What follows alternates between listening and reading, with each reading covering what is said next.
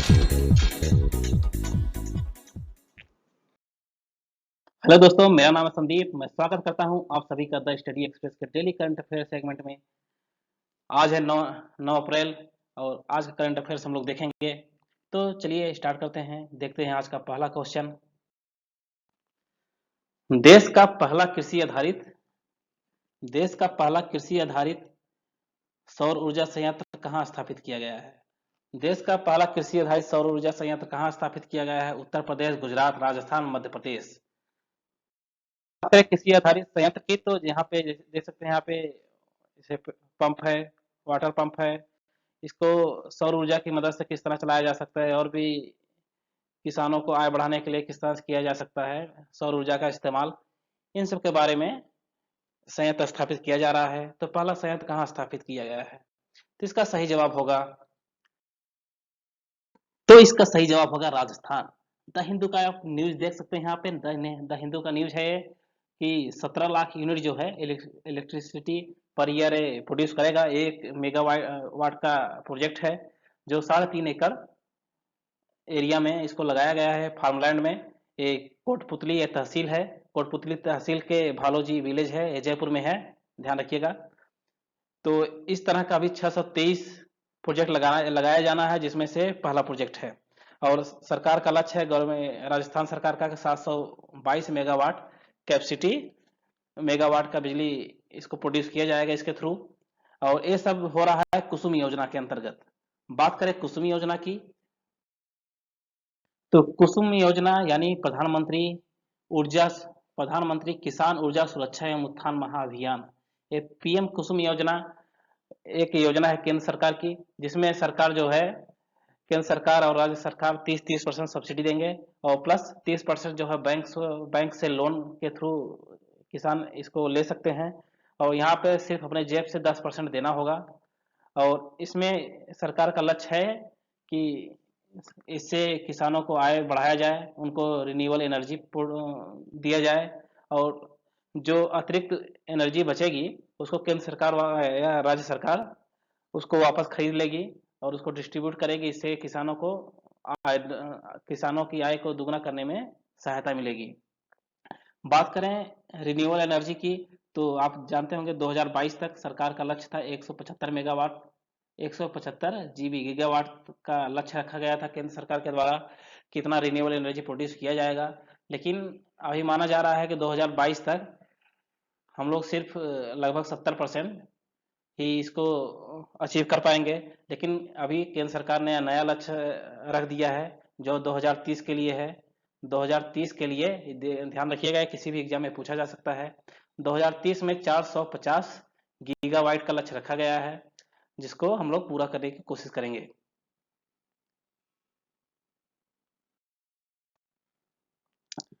हाल ही में विजेशा ओस्मानी, ये है विजेशा ओस्मानी, इनको किस देश की राष्ट्रपति बनाया गया है? ये किस देश की राष्ट्रपति बनी है? ग्रीस की, कोसोवो की, या ऑस्ट्रिया की है, या नीदरलैंड की? तो इसका सही जवाब होगा, ध्यान रखिएगा, ये है विजेशा ओस्मानी। तो इनको किस देश की राष्ट्रपति बनी है? ये बनी है कोसोवो की राष्ट्रपति। कोसोवो देख सकते हैं सर्बिया के बीच में यूरोपियन कंट्री है। यहाँ पे आप बॉर्डर भी देख सकते हो, बॉर्डर भी पूरी तरह से क्लियर नहीं है, क्योंकि कई देश इंक्लूडिंग इंडिया इसको एक देश नहीं मानते हैं, इसको सर्बिया का भाग मानते हैं, सर्बिया का एक प्रोविंस मानते हैं। लेकिन कोसोवो अपने आप में एक देश मानता है, अपने आप को एक देश मानता है, एक स्वतंत्र देश। और इसकी राजधानी है प्रिस्टिना और मुद्रा है इसका यूरो। लेकिन इसको सर्बिया एक स्वतंत्र देश नहीं मानता है और इंडिया भी इसका स्टांस को सपोर्ट करता है सर्बिया को। एक लैंडलॉक कंट्री है, इसको ध्यान रखिएगा। तो विजेशा ओस्मानी कोसोवो की राष्ट्रपति हैं। अभी हाल ही में शांति अग्रो सेना नामक एक युद्धाभ्यास स्टार्ट किया गया है। ये किसकी मेजबानी में किया जा रहा है? इसमें 4 देश भाग ले रहे हैं, भारत, भूटान, बांग्लादेश और श्रीलंका। ये चारों देश भाग ले रहे हैं इसमें। तो किसके द्वारा मेजबानी किसके द्वारा की जा रही है? तो इसका सही जवाब क्या होगा? तो इसका सही जवाब होगा बांग्लादेश। बांग्लादेश का भी 50वां इंडिपेंडेंस डे मनाया जा रहा है। इसमें 50वां वर्षगांठ मनाया जा रहा है आज़ादी का। और 1971 में बांग्लादेश पाकिस्तान से अलग हुआ था, एक आज़ाद मुल्क बना था। और इसी साल वहाँ के जो फादर ऑफ बांग्लादेश बोले जाते हैं, शेख मुजीबुर रहमान, उनका 100वां जन्म शताब्दी भी मनाया जा रहा है। तो इसके उपलक्ष्य में एक शांति अग्रो सेना नामक युद्धाभ्यास किया जा रहा है, जिसमें भारत, भूटान, बांग्लादेश और श्रीलंका चारों कंट्री भाग ले रहे हैं। और इसमें यूके, यूएस, सऊदी अरब, कुवैत, सिंगापुर, ये सभी देशों के भी मेंबर जो हैं यहाँ पे आएंगे। ये बस एक ऑब्जर्वर मेंबर की तरह यहाँ पे सिर्फ पार्टिसिपेट करेंगे। शशिकला, शशिकला का भी हाल ही में निधन हो गया है। उनका संबंध किस क्षेत्र से था? यह है शशिकला। आप इनका चेहरा देख कर पता लगा सकते हैं कि ये किस क्षेत्र से संबंधित होंगे। इनको आप पहचान भी गए होंगे शायद। तो साहित्य, सिनेमा, राजनीति या पर्यावरण? तो इसका सही जवाब होगा सिनेमा। ये एक एक्ट्रेस थी शशिकला। 1932 से इनका जन्म हुआ था मुंबई में ही, और 2021 में इनका डेथ भी हुआ मुंबई में। तो इनकी कई फेमस फिल्में हैं, जैसे आई मिलन की बेला, कभी खुशी कभी गम, गुमराह। और एक फेमस फिल्म बताता हूँ जिसके थ्रू आप तुरंत पहचान जाएंगे। एक फिल्म आई थी, मुझसे शादी करोगी, मुझसे शादी करोगी। इसमें सलमान खान की एक दादी बनी थी। आप तुरंत पहचान गए होंगे।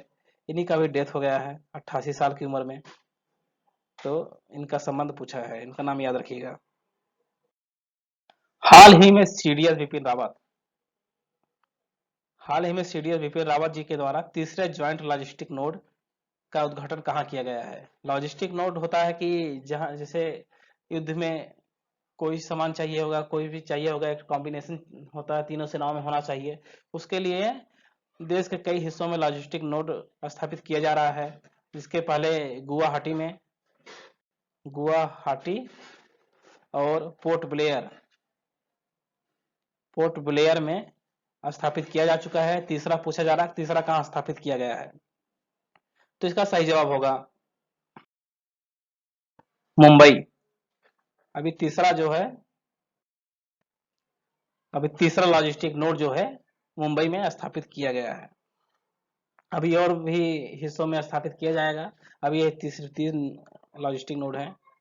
इससे तीनों सेनाएं, या बोल सकते हैं जल सेना, थल सेना या वायु सेना, तीनों में आपस में कॉम्बिनेशन किस तरह से बना रहे, किस तरह से कोऑपरेशन बना रहे युद्ध किसी युद्ध के टाइम पे। तो ये सबसे इसके लिए जरूरी है कि लॉजिस्टिक नोड बनाया जाए। बैकाल जीवीडी, बैकाल एक झील है, और बैकाल जीवीडी यानी गीगाटन वॉल्यूम डिटेक्टर एक न्यूट्रिनो टेलीस्कोप है, जिसको बैकाल झील में स्थापित किया गया है। तो यहाँ पे पूछा जा रहा है बैकाल झील कहाँ पे है? बैकाल झील जो है दुनिया का सबसे गहरा झील है। दुनिया का सबसे गहरा झील है और दुनिया का सबसे मीठे पानी का भी गहरा झील है। तो कभी कभी पूछा जा सकता है कि दुनिया का सबसे मीठे पानी का सबसे गहरा झील कौन सा है? तो ये भी बैकाल झील है। या पूछा जाए दुनिया का सबसे गहरा झील कौन सा है, वो भी बैकाल झील है। तो यहाँ पे एक अंडर वाटर टेलीस्कोप लगाया गया है, जो न्यूट्रिनो को डिटेक्ट करने के लिए लगाया गया है। तो पूछा जा रहा है कि बैकाल झील कहाँ पे है? चीन में, अमेरिका में, रूस में, जापान में? तो इसका सही जवाब होगा रूस में। और बात करें न्यूट्रिनो की, तो न्यूट्रिनो जो है दुनिया का ब्रह्मांड का शुरुआत जब भी हुआ होगा, तो ब्रह्मांड के शुरुआत से ही हमारे ब्रह्मांड में एक कण मौजूद है। जो सबसे शुरुआती कण बने होंगे उनमें से ये एक है, और ये दुनिया का सबसे सूक्ष्मतम जो ज्ञात कण है उनमें है। आप इसका अंदाजा इसी बात से लगा सकते हैं कि इलेक्ट्रॉन जो होता है, इलेक्ट्रॉन का 0.05% जो है एक न्यूट्रिनो होता है। आप इसको और गहराई से समझना चाहते हैं तो ये फिगर में आप देख सकते हैं, जो हमारा नेल होता है, जो नाखून होता है, पर सेकंड जो है इसमें से 65 मिलियन न्यूट्रिनो जो है पास कर जाते हैं। तो इसमें से सोचिए आपको नेल में कितने बड़े बड़े होल होते होंगे कि न्यूट्रिनो जो है 65 मिलियन न्यूट्रिनो के जो कण हैं इसमें से पास कर जाते हैं। और बात करें ह्यूमन बॉडी से, तो इसमें से 100 ट्रिलियन जो है जो न्यूट्रिनो होते हैं हर सेकंड पास करते हैं ह्यूमन बॉडी से। तो ये भी सन लाइट के साथ ही आती है। और अभी इंडिया में भी 2014 में भारत सरकार ने 1500 करोड़ रुपया पास किया था, जो भारत परमाणु संस्थान और केंद्रीय प्रौद्योगिकी साइंस एवं टेक्नोलॉजी मिनिस्ट्री जो है, इसको इसके अंडर में ये लगाया गया है, प्रैक्टिकल प्रयोगशाला लगाया गया है, जो तमिलनाडु के एक एरिया में 1200 मीटर अंदर किसी गुफा के 1200 मीटर अंदर जो है इसका प्रयोगशाला लगाया गया है, जो न्यूट्रिनो को डिटेक्ट करने का काम करेगा। तो इसको डिटेक्ट करना आप इसी बात से अंदाजा लगा सकते हैं कि इसको कितना मुश्किल काम है। तो जो अभी रूस जो है बैकाल झील में एक अंडर वाटर टेलीस्कोप लगाया है, जो इसको डिटेक्ट करने का काम करेगा। बात करें बैकाल झील की, तो ये देख सकते हैं एशिया का मैप है। यहाँ पे कहीं मंगोलिया है, यहाँ पे मंगोलिया है, मंगोलिया से ठीक थोड़ा सा ऊपर ये साइबेरिया वाला एरिया है, जो रूस का साइबेरिया वाला एरिया है, वहीं पे बैकाल झील है। तो ये लेक बैकाल है और ये दुनिया का सबसे गहरा झील माना जाता है। भारत का पहला रेलवे जोन कौन सा है? भारत का पहला रेलवे जोन कौन सा है जो 100% इलेक्ट्रीफाइंग कर दिया गया है, जो 100% विद्युतीकरण जिसका कर दिया गया है? पश्चिम मध्य रेलवे जोन, उत्तर मध्य रेलवे जोन, दक्षिण पूर्व रेलवे जोन या उत्तर पूर्व रेलवे जोन? तो इसका सही जवाब होगा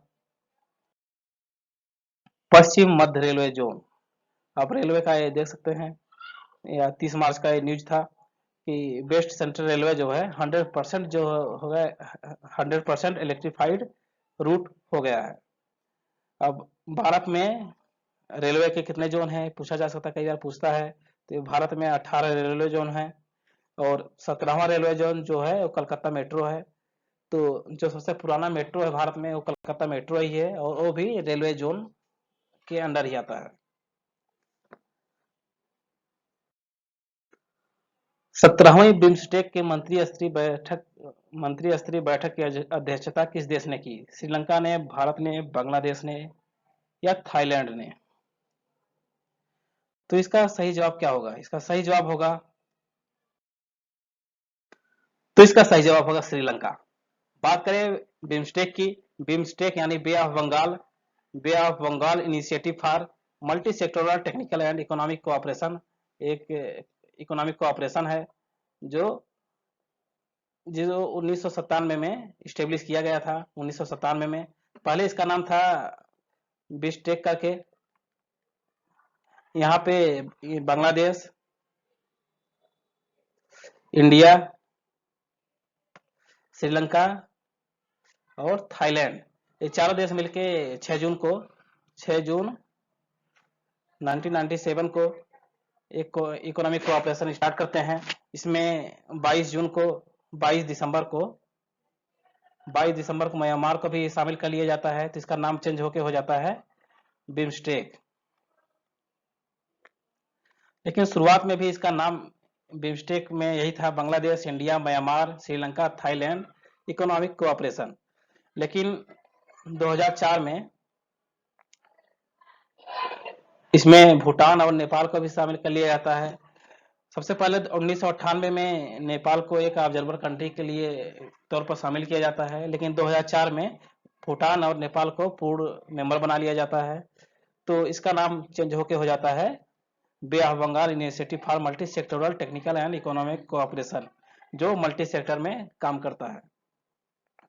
तो इसका हर साल बैठक होता है। तो अभी 17वीं बैठक थी मंत्री स्तरीय, तो ये हुआ था श्रीलंका में।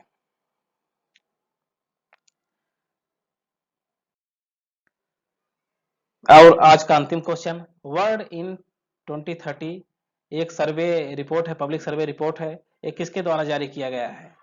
तो WHO के द्वारा, यूनेस्को के द्वारा, वर्ल्ड बैंक के द्वारा या IMF के द्वारा? तो इसका सही जवाब होगा यूनेस्को। यूनेस्को जो है यूनाइटेड नेशन